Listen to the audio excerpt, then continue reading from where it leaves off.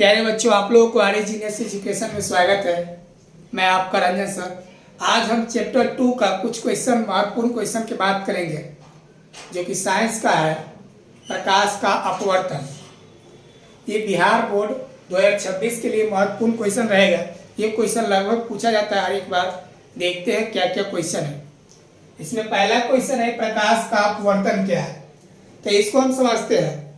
कह रहा है, जब प्रकाश की किरण एक माध्यम से दूसरे माध्यम में जाता है, एक माध्यम से दूसरे माध्यम में जाता है, तो उसका रास्ता जो होता है, यानी कि पथ जो होता है, मार्ग होता है, जो विचलित हो जाता है, यानी कि परिवर्तन हो जाता है। इसी परिवर्तन को, कारण को हम प्रकाश का अपवर्तन कहते हैं। क्या कहेंगे? प्रकाश का अपवर्तन कहेंगे। वही लिखा है, जब प्रकाश की किरण एक माध्यम से दूसरे माध्यम में जाती है तो यह अपने मार्ग से विचलित हो जाती है। तो विचलित होने के कारण को ही हम प्रकाश का अपवर्तन कहते हैं। इसको समझते हैं कैसे होता है। एक माध्यम बनाते हैं, ये रास्ता है, इधर से इधर मान लीजिए हवा है। क्या है? हवा। इधर मान लीजिए पानी है। ये क्या है? हवा और पानी।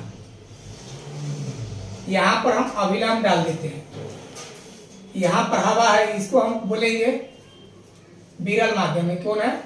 विरल माध्यम, या ये है सघन माध्यम।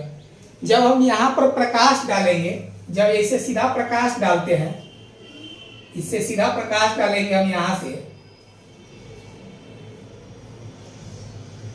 सीधा प्रकाश डालेंगे तो नीचे प्रकाश डालेंगे तो यह हवा से पानी की ओर आ रहा है। क्या है? हवा से पानी की ओर। ये क्या है? सघन माध्यम है। क्या है? सघन माध्यम। तो सघन माध्यम की ओर जाता है तो ये क्या होता है? ये अभिलंब के पास आता है। क्या होता है? अभिलंब के पास आता है। ऐसे देखिएगा तो इस लकीर का अगर सीधा करते हैं प्रकाश को, जो कि हमको सीधा ऐसे जाना चाहिए। कैसे जाना चाहिए? ऐसे। लेकिन ऐसे नहीं जाके ये क्या होता है? अभिलंब के पास में आता है। इसी प्रक्रिया को, इसी को, विचलन को, जो कि अपना रास्ता से क्या होता है? विचलित हो जाता है, अपना रास्ता पर नहीं जा पाता है। इसी प्रक्रिया को हम क्या कहते हैं? प्रकाश का अपवर्तन। प्रकाश का अपवर्तन हो जाएगा। ये हमारा हवा है और इधर पानी है। जब हवा से पानी में प्रकाश डालते हैं तो प्रकाश अभिलंब की ओर, प्रकाश है जो अभिलंब के पास आ जाता है।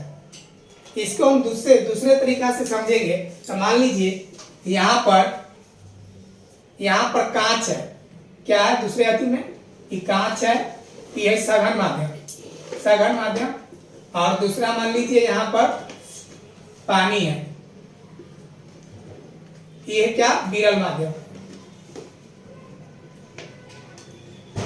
माध्यम है।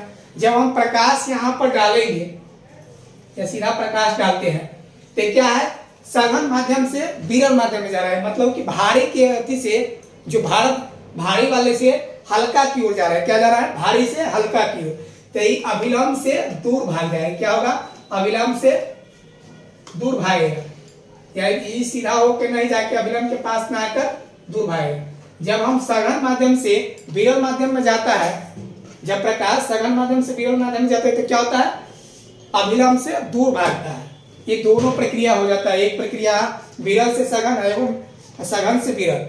वही है, जब प्रकाश की किरण एक माध्यम से दूसरे माध्यम में जाती है तो यह अपने मार्ग से विचलित हो जाती है। इसी प्रक्रिया को हम क्या कहेंगे? प्रकाश का अपवर्तन कहते हैं। प्रकाश का अपवर्तन सिर्फ पारदर्शी पदार्थ में होता है, जैसे कि हवा होगा, कांच होगा, शीशा होगा। ये सब क्या है? आर पार देखने वाले पदार्थ है। तो इसमें ही सिर्फ क्या होता है? प्रकाश का अपवर्तन होता है। प्रकाश का अपवर्तन किस कारण से होता है? ये भी क्वेश्चन पूछा जाता है। प्रकाश का अपवर्तन किस कारण से होता है? जब इसके उदाहरण से हम समझते हैं। मान लीजिए एक व्यक्ति है, सड़क से पानी की ओर दौड़ता है। क्या होता है? सड़क है, ये पानी में दौड़ता है। पहले सड़क से पानी में दौड़ता है तो इस सड़क पर जाएगा तो स्पीड में जाता है। क्या होता है? व्यक्ति वो स्पीड में जाएगा। लेकिन जब ये पानी में तैरेगा, दौड़ेगा, तो उसका स्पीड कम जाता है। यही कारण है, विचलित होता है। इसी की प्रक्रिया को कहते हैं विचलन। जो एक में से दूसरे में परिगति का कारण चाल है जो कम जाता है। और उसी प्रकार से अगर उसको उल्टा करेंगे, अगर हम पानी में से दौड़ते हुए व्यक्ति एक बार रास्ता की ओर दौड़ेगा, तो पानी से जब दौड़ेगा तो उसको स्पीड तनका भार लगेगा, लेकिन रास्ता पड़ जाएगा तो इसका स्पीड बढ़ जाएगा। ये दोनों कारण हो सकता है, यानी कि चाल का भी इसमें होता है कारण। दूसरा क्वेश्चन समझते हैं, प्रकाश के अपवर्तन के कितने नियम हैं? प्रकाश के अपवर्तन के कितने नियम हैं?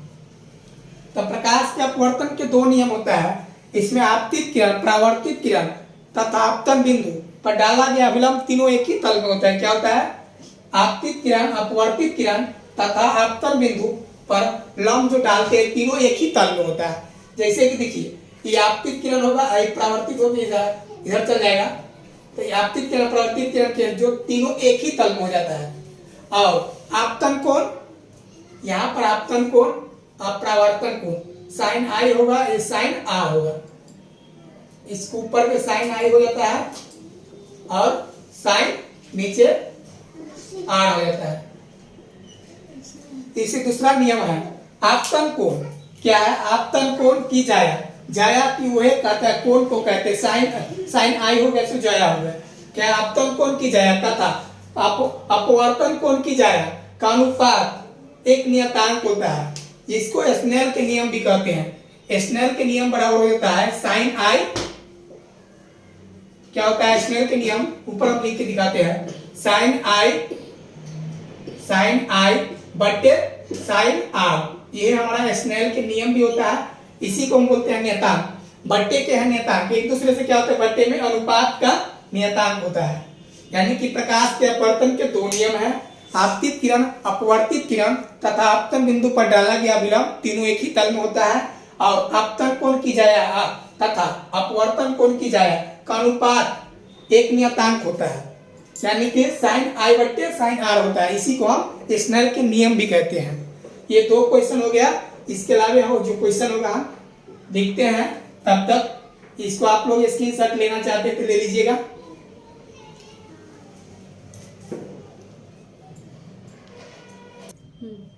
प्यारे बच्चों, आप लोग दूसरा और पहला क्वेश्चन कर लिए होंगे। ये तीसरा क्वेश्चन देखते हैं। इसमें कह रहा है सघन माध्यम क्या है? तो वह माध्यम जिसका अपवर्तनांक अधिक होता है उसको हम सघन माध्यम कहते हैं। उसमें उस अपवर्तनांक का घनत्व जो होता है ना, जो उसमें अधिक से अधिक होता है, यानी घने बहुत अधिक होता है। तो इसको हम समझते हैं सघन माध्यम कैसे होता है। सघन माध्यम की जैसे कि मान लीजिए कि हमारा एक पानी है, एक क्या है? पानी है, और एक दूसरा क्या है? कांच है। तो इसमें अगर हम प्रकाश डालेंगे तो कोण में कोण किसका घना होगा? पानी जो होगा, पानी ये कांच की अपेक्षा ये क्या होगा? कांच की अपेक्षा कम सघन होगा। क्या होगा? कम सघन, यानी कि विरल होगा, या कांच क्या होगा? सघन। तो उसी प्रकार से मतलब कि इसमें सघन कौन हो गया? पानी की अपेक्षा कांच सघन है। इसमें सबसे अधिक घनत्व होता है हीरा का। उसी प्रकार से कह रहा है सघन माध्यम क्या है? यानी कि वह माध्यम जिसका अपवर्तनांक अधिक हो, सबसे ज्यादा अधिक होता है हीरा का। वही कह रहा है वह माध्यम जिसका अपवर्तनांक अधिक होता है उसे हम सघन माध्यम कहेंगे। इस अपवर्तनांक में इसके माध्यम में अधिक घने होते हैं। जैसे कि मान लीजिए अगर इसको हम बनाते हैं तो सटा सटा पूरा सटा रहेगा, तनको जगह नहीं होगा खाली। ये हमारा क्या होगा? सघन माध्यम। लेकिन विरल की बात करेंगे तो थोड़ा गैप होगा, हटा हट रहता है, तो क्या होगा? ये हमारा हो जाएगा विरल माध्यम, यानी कि इसका घनत्व कम होता है। विरल का घनत्व कम होता है और घनत्व घन कम होता है, लेकिन सघन माध्यम का अधिक होता है। वही कह रहा है वह माध्यम विरल माध्यम क्या है? वह माध्यम जिसका अपवर्तनांक कम होता है वह माध्यम विरल माध्यम कहलाता है। इस माध्यम में कणों का घनत्व कम होता है। जैसे कि इस सटा सटा हुआ है तो ये हमारा क्या हो गया? इस सघन हो गया, लेकिन इसमें थोड़ा थोड़ा हटा हटा है तो क्या हो गया? हमारा विरल। इसमें छिटकाव ज्यादा होता है, इसमें सटा होता है, गैप होता है, तो सघन हो जाएगा। अब हम बात करते हैं लेंस क्या है, ताल क्या है। लेंस एक पारदर्शी पदार्थ का वह टुकड़ा है जिसमें कम से कम एक भाग वक्र होता है। क्या होता है? एक भाग वक्र होता है। लेंस क्या है? लेंस या ताल क्या है कहेंगे तो लेंस एक पारदर्शी पदार्थ का वह टुकड़ा है जिसका कम से कम एक भाग वक्र होगा, उसको हम क्या कहेंगे? लेंस कहेंगे। लेंस बना हो सकता है, क्या चीज सबका बना हो सकता है? हो सकता है कि पानी का लेंस हो, कांच का लेंस हो, प्लास्टिक का लेंस हो, इसी प्रकार से लेंस होता है। लेकिन मिट्टी का लेंस, सब चीज से बन सकता है लेंस, लेकिन मिट्टी का लेंस नहीं बनेगा। इसमें लेंस बना हो सकता है क्या चीज से? का कांच का, प्लास्टिक का, पानी का, और भी चीज का बनता है, तो इत्यादि से बन सकता है, लेकिन मिट्टी का लेंस नहीं बनेगा। तो हम तीनों क्वेश्चन की एक बार फिर से समझ लेते हैं। सघन माध्यम क्या है? विरल माध्यम। तो सघन माध्यम वो माध्यम है जिसका अपवर्तनांक अधिक होगा, उसका घना सटा सटा रहेगा, घन उसका अधिक होगा और उसका जो कण होगा एकदम सटा सटल रहेगा। जैसे कि घन कण सटा है तो क्या हो गया हमारा? सघन माध्यम। लेकिन विरल माध्यम वो माध्यम है जिसका अपवर्तनांक कम होगा, नहीं कि उसका कण होगा से हटा रहेगा, छिटका रहेगा, तो क्या हो गया हमारा? विरल माध्यम। लेंस क्या है? लेंस वह पदार्थ पारदर्शी पदार्थ का वह टुकड़ा है जिसका एक भाग कम से कम एक भाग क्या होगा? वक्र होगा, तो हमारा क्या हो जाएगा? लेंस हो जाएगा। तो लेंस कहलाता है। लेंस बना हो सकता है, पानी का बन सकता है, प्लास्टिक का बन सकता है, कांच का बन सकता है, ये सब चीज का लेंस बना होता है, लेकिन मिट्टी का लेंस नहीं बना होता है। ये सब 3 से लेकर 5 तक आप लोग स्क्रीनशॉट लेना चाहते तो ले लीजिए।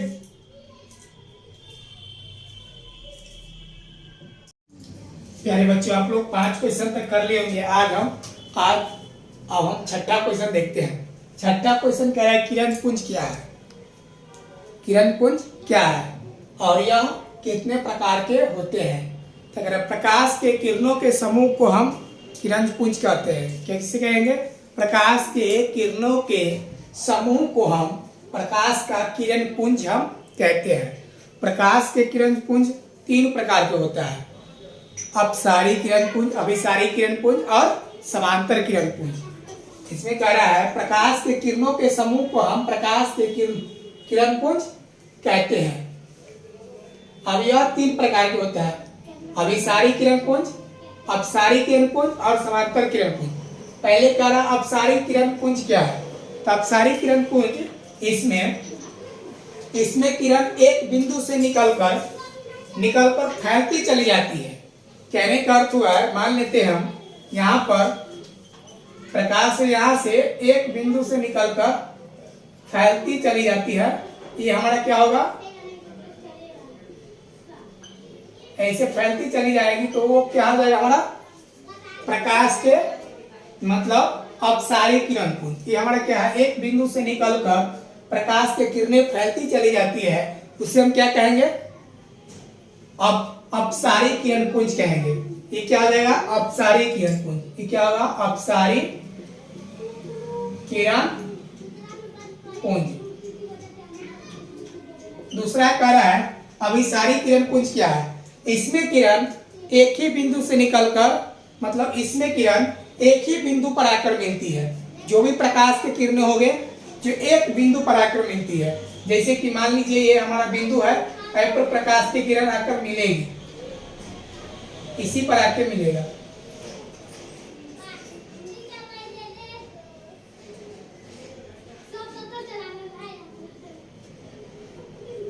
ये हमारा प्रकाश एक ही बिंदु पर आकर मिलती है। इसमें क्या होता है? अभिसारी किरण पुंज में प्रकाश की किरण एक ही बिंदु पर आकर मिलती है, उसे हम क्या कहेंगे?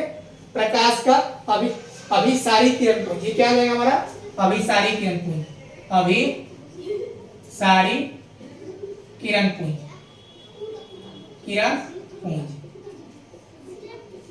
और दूसरा कह रहा है, तीसरा हो गया हमारा समांतर किरण पुंज।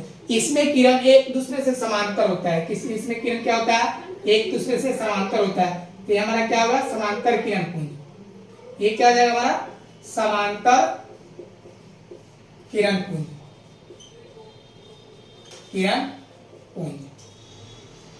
इसमें कह रहा है समांतर किरण पुंज, इसमें किरणें एक दूसरे से क्या होता है? समांतर होती है, इसीलिए हम समांतर किरण पुंज कहेंगे। और 7वां क्वेश्चन हमारा है लेंस कितने प्रकार के थे? लेंस दो प्रकार के होते हैं, उत्तल लेंस और अवतल लेंस। इसमें हम एक बार फिर से देख लेते हैं। छठा क्वेश्चन कह रहा है किरण पुंज क्या है? तो प्रकाश के किरणों के समूह को हम प्रकाश का किरण पुंज कहते हैं और यह 3 प्रकार के होता है।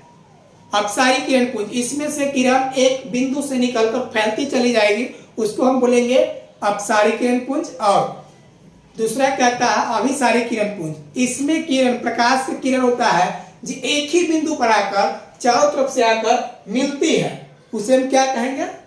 अभिसारी किरण पुंज। और समांतर किरण पुंज तीसरा होता है, जो कि इसमें एक दूसरे से किरण पुंज समांतर होता है, एक दूसरे से क्या होता है? समांतर होता है, इसे हम क्या कहेंगे? समांतर किरण पुंज। 7वां क्वेश्चन कह रहा है लेंस कितने प्रकार के थे? लेंस 2 प्रकार के होता है, एक उत्तल लेंस और एक अवतल लेंस। अब हम इस क्वेश्चन का आप लोग अगर स्क्रीनशॉट लेना चाहते थे ले लीजिए। अब हम इस क्वेश्चन को क्लीन करेंगे, साफ कर देंगे। दूसरा क्वेश्चन लिखिए।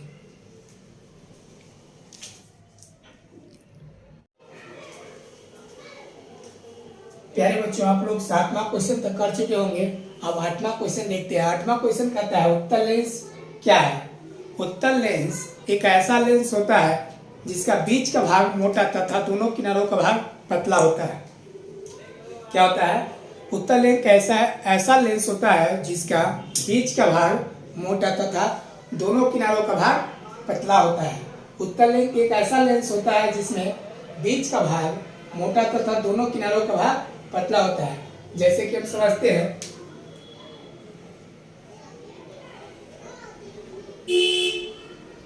देखिए इस पार दोनों किनारों पतला है और बीच में क्या है? मोटा है, तो क्या हो जाएगा हमारा? उत्तल लेंस। यानी कि बीच में उत्थल रहता है, इसीलिए उसको उत्तल लेंस कहते हैं। क्या कहते हैं? उत्तल लेंस, जिसमें बीच का भाग मोटा होगा और दोनों किनारों का भाग पतला होगा। उत्तल लेंस का प्रयोग दूरदृष्टि दोष में किया जाता है। क्या चीज में किया जाता है? दूरदृष्टि दोष में हम उत्तल लेंस का करते हैं। उत्तल लेंस जिस व्यक्ति को, मतलब कहने करती है, जिस व्यक्ति को दूरदृष्टि दोष हुआ रहता है, दूर का वस्तु नहीं दिखाई देता अतः निकट का वस्तु नहीं, तो उस व्यक्ति को हम उत्तल लेंस का प्रयोग करते हैं। उसी को हम उत्तल लेंस का प्रयोग करके उसका चश्मा बनाया जाता है, जिसमें उत्तल लेंस का प्रयोग किया जाता है। अवतल लेंस क्या है? अवतल लेंस एक ऐसा लेंस होता है जिसमें बीच का भाग पतला तथा दोनों किनारों का भाग क्या होता है? दोनों किनारों का भाग मोटा होता है। इसको क्या कहेंगे हम? अवतल लेंस कहेंगे। अवतल लेंस में लेंस इस प्रकार का होता है जिसमें गुफा के जैसा होता है। जैसे कि हम देखते हैं चित्र बनाकर, दोनों किनारों का भाग मोटा होता है और बीच का भाग पतला होता है। बीच में पतला है और दोनों किनारों से मोटा है, तो क्या होगा? अवतल लेंस क्या होगा? अवतल लेंस में बीच का भाग पतला तथा दोनों किनारों का भाग क्या होता है? मोटा होता है। उसे हम क्या कहेंगे? अवतल लेंस कहेंगे। अवतल लेंस का प्रकार, मतलब अवतल लेंस का जो चश्मा बनाते हैं जिसको निकट दृष्टि दोष हो जाता है, उसको हम अवतल लेंस का प्रयोग करते हैं। आपका रहा है अवतल लेंस क्या है? तो अवतल लेंस में बीच का भाग पतला तथा दोनों किनारों का भाग मोटा होता है। उत्तल लेंस को अभिसारी लेंस क्यों कहा जाता है? क्या कहता है? उत्तल लेंस को अभिसारी लेंस क्यों कहा जाता है? तो उत्तल लेंस से होकर जाने वाली प्रकाश की किरणों को, उत्तल लेंस से होकर जाने वाली प्रकाश की किरणों को अभिसारित करता है, मतलब कन्वर्ज करता है अपने ओर, एक बार शब्द इकट्ठा कर देता है, कन्वर्ज करता है, तो उसको क्या कहेंगे? उत्तल लेंस को अभिसारी लेंस कहेंगे। उसी प्रकार से अवतल लेंस को अपसारी लेंस क्यों कहा जाता है? तो कह रहा अवतल लेंस से होकर जाने वाली किरण को अपसारित करता है। अपसारित मतलब फैला देता है, तो उसको क्या कहेंगे हम? अपसारी लेंस कहेंगे। अवतल लेंस को अपसारी लेंस कहेंगे। एक बार फिर से देखते हैं, कह रहा है उत्तल लेंस क्या है? उत्तल लेंस एक ऐसा लेंस है जिसमें बीच का भाग मोटा तथा दोनों किनारों से पतला होता है, उसे हम क्या कहेंगे? उत्तल लेंस कहेंगे। अवतल लेंस में बीच का भाग पतला होता था तो दोनों किनारों का भाग मोटा होता है। अवतल लेंस का प्रयोग मतलब कि निकट दृष्टि दोष के लिए किया जाता है। उत्तल लेंस का प्रयोग दूर दृष्टि दोष के लिए किया जाता है। इसमें कैमरा में भी उत्तल लेंस का प्रयोग किया जाता है। आपका उत्तल लेंस को अभिसारी लेंस क्यों कहता है? उत्तल लेंस को अभिसारी लेंस इसलिए कहा जाता है कि उसमें अवतल लेंस से होकर जाने वाली किरणों को अपसारित करता है, यानी कन्वर्ज कर लेता है, इकट्ठा कर लेता है, इसलिए हम इसको उत्तल लेंस को अभिसारी लेंस कहेंगे। अवतल लेंस को अपसारी लेंस कहते हैं। अपसारी मतलब फैलाना।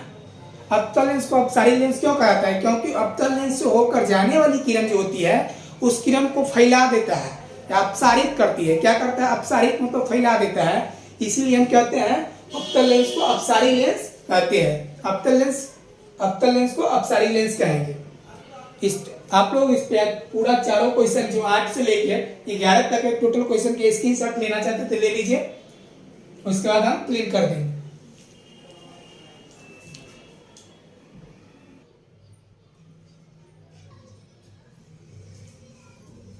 प्यारे बच्चों, आप लोग 11 क्वेश्चन तक देख लिए होंगे। अब हम बात करते हैं 12वां क्वेश्चन। 12वां क्वेश्चन में किसी लेंस की फोकस दूरी और उसकी क्षमता में क्या संबंध है? इसमें कहता है किसी लेंस की फोकस दूरी और उसकी क्षमता में यह संबंध है कि दोनों का गुणनफल 1 होता है। दोनों का गुणनफल क्या होता है? 1 होता है। क्या कह रहा है? किसी लेंस की फोकस दूरी और उसकी क्षमता में क्या संबंध है? तो किसी लेंस की फोकस दूरी और उसकी क्षमता में यह संबंध है कि दोनों का गुणनफल 1 होता है। दोनों का गुणनफल 1 होता है। फोकस दूरी का फॉर्मूला होता है 1 बराबर 1/p। p से फोकस होता है, p से पावर होता है। दोनों का गुणनफल देखेंगे तो गुना करेंगे, कैसे गुना? तो f गुने p हो जाएगा। तो दोनों का गुणनफल क्या हो जाता है?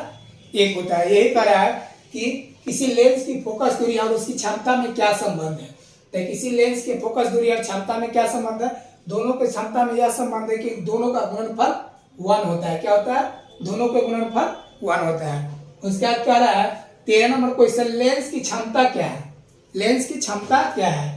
लेंस की क्षमता यानी लेंस की शक्ति किसी लेंस की क्षमता या उसकी फोकस दूरी के व्युत्क्रम के बराबर होती है।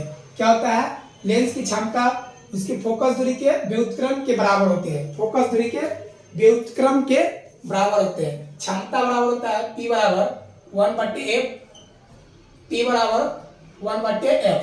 देखिए इसका व्युत्क्रम है, व्युत्क्रम इसका उल्टा है। यही कह रहा है कि लेंस की क्षमता या शक्ति उसके व्युत्क्रम के बराबर होता है। ये व्युत्क्रम हुआ इसका, इसके बराबर क्या है? क्षमता है। तो ये कह रहा है कि लेंस की क्षमता क्या है? तो लेंस की क्षमता क्या है? लेंस की क्षमता फोकस दूरी के व्युत्क्रम के बराबर होती है। लेंस की क्षमता का ऐसा मात्रक डायोप्टर होता है। क्या होता है? डायोप्टर। और 14 नंबर क्वेश्चन हमारा कह रहा है उत्तल लेंस का क्या उपयोग है? तो उत्तल लेंस का उपयोग हम छोटे छोटे अक्षर को पढ़ने के लिए करते हैं। छोटे छोटे जो छपाई का अक्षर होता है, बुक होता है, किताब में है, उसको पढ़ने के लिए हम उत्तल लेंस का प्रयोग करते हैं। और उत्तल लेंस का प्रयोग दूर दृष्टि दोष में किया जाता है। ये क्वेश्चन पे एक बार देख लीजिए फिर से। 12वां क्वेश्चन कह रहा है किसी लेंस की फोकस दूरी या उसकी क्षमता में क्या संबंध है? लेंस की फोकस दूरी या उसकी क्षमता में यही संबंध है कि दोनों का गुणनफल, हम फोकस दूरी का फॉर्मूला लेते तो 1/p हो जाता है, और दोनों को कैसे गुणा करेंगे तो गुणनफल बराबर क्या होता है? 1 होता है। वही क्या? 13 नंबर क्वेश्चन कह रहा है लेंस की क्षमता क्या है? लेंस की क्षमता क्या है? तो क्षमता होता है कि फोकस दूरी के व्युत्क्रम के बराबर होता है। क्या होता है? फोकस दूरी के व्युत्क्रम के बराबर होता है। इसकी क्षमता डायोप्टर होता है। मतलब इसका ऐसा मात्रक, मानक मात्रक डायोप्टर होता है। उत्तल लेंस के उपयोग क्या है? तो उत्तल लेंस का उपयोग हम छोटे छोटे अक्षर में करते हैं पढ़ने के लिए, और छोटे छोटे अक्षर को पढ़ने के लिए उत्तल लेंस का प्रयोग करते हैं। और दूर दृष्टि दोष में हमारा उत्तल लेंस का प्रयोग होता है। आप लोग इसका स्क्रीनशॉट लेना चाहते हो तो ले लीजिए, इसके बाद हम क्लिक कर दें।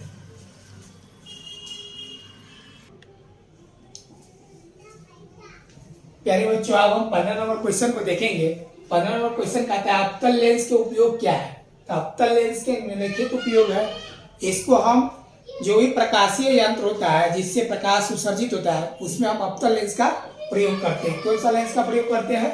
अवतल लेंस के। जैसे कि मान लीजिए टॉर्च, तो टॉर्च में हमारा कौन सा लेंस होता है? लगा हुआ आगे का भाग, उसमें अवतल लेंस होता है। प्रकाशीय यंत्र में हम प्रकाशित यंत्र होता है उसमें हम अवतल लेंस का प्रयोग करते हैं। और निकट दृष्टि दोष में हम, निकट दृष्टि दोष जिस व्यक्ति को होता है उसमें हम अवतल लेंस का प्रयोग करते हैं। करा उत्तल लेंस को आंख के सामने रखकर सूर्य को देखना क्यों माना है। देखिए, जब भी हम उत्तल लेंस को आंख के सामने रखकर अगर हम देखेंगे, जब उत्तल लेंस के सामने रखकर हम देखेंगे तो आंख के सामने जब सूरज की जो उष्मा होगा जो हमारे आंख के सामने रेटिना पर पड़ेगा, रेटिना पर पड़ेगा तो रेटिना को हो सकता है जला सकता है या बहुत ज्यादा नुकसान पहुंचा सकता है। इसीलिए हम क्या करते हैं, उत्तल लेंस के सामने रखकर हम आंख से सूरज को प्रकाश को नहीं देखते हैं। वही लिखा है, उत्तल लेंस को आंख के सामने रखकर सूर्य को देखने पर सूर्य से आती हुई ऊष्मा आंख के रेटिना पर फोकसित होगा। फोकसित मतलब उस पर डायरेक्ट पड़ेगा, डायरेक्ट पड़कर आंख को अत्यधिक क्षति पहुंचा सकता है, जिससे हम लोग अंधा हो सकते हैं, आंख खराब हो सकता है। इसलिए हम उत्तल लेंस को सामने रखकर हम सूर्य को नहीं देखते हैं। प्यारे बच्चों, ये हमारा 15 से 16 क्वेश्चन है, एक पार्ट में है। इसका पार्ट अगला दो जो कि लगभग 2026 में जो भी क्वेश्चन पूछा जाएगा, प्रकाश के अपवर्तन और प्रवर्तन, इसमें से लगभग क्वेश्चन बन जाएगा। अब हम तीसरा चैप्टर की बात करेंगे तो तीसरा चैप्टर है रेटिना मतलब रंग बिरंगे संसारे, जो कि हम अगला पार्ट में उसका वीडियो बनाएंगे। इस पार्ट तक वीडियो देखे हैं, लास्ट तक आप लोगों को देखिए, और जितना भी आपके दोस्त है, जो भी है आपके क्लासमेट है, सभी के पास इस वीडियो का लिंक शेयर कीजिए और सब्सक्राइब कर लीजिए चैनल को, जो क्योंकि आगे आने वाले वीडियो को आप लोगों को नोटिफिकेशन मिल जाए। धन्यवाद। पूरा लाइक वीडियो देखिए और दोस्तों को शेयर कीजिए।